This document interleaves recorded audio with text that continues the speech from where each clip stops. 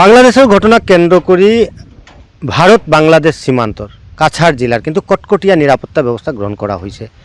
একফালে যেতিয়া বর্ডার যেটো আছে এই বর্ডার কিন্তু কটকটিয়া নিরাপত্তা প্রদান করা হয়েছে। মহিলার লগে বিএসএফ জওয়ান যে আছে তেওঁলোকে কিন্তু দিন রাতি এক করে তেওঁলোকে সুরক্ষা বিষয়টি নজর রাখিছে। আনফালে যদি কওঁ মই এতিয়া থিয় হৈ আছোঁ নাতানপুৰ গ্ৰামত, যেটো একেবাৰে বৰ্ডাৰৰ ওচৰতে। তাত আপুনি দেখিব পাইছে যে ইয়াত এই যে বিএসএফৰ যে জোৱানসকল আছে তেওঁলোকে কিন্তু ডগ স্কোৱাড লৈ কিন্তু বিভিন্ন গাঁও যেটো আছে এই গাঁৱত কিন্তু তেওঁলোকে ডিউটি কৰি আছে, যাতে কোনো ধৰণৰ অসুবিধাৰ সন্মুখীন হ'ব নালাগে গাঁৱৰ ৰাইজ যি আছে তেওঁলোকৰ কাৰণে।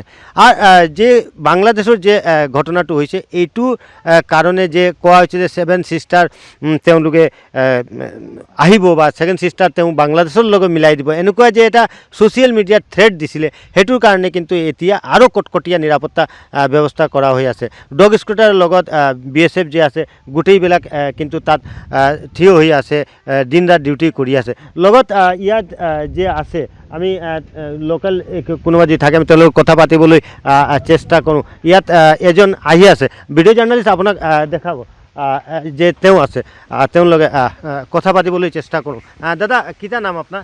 নেপাল নাম মাসুদ্র। আচ্ছা নেপাল দা, আপনারা তো একদম বর্ডারের কিনারো, হ্যাঁ, তো বর্ডারের কিনারো যখন ডর লাগেননি বা কিছু মনে হয়নি যে বাংলাদেশের ঘটনা লইয়া?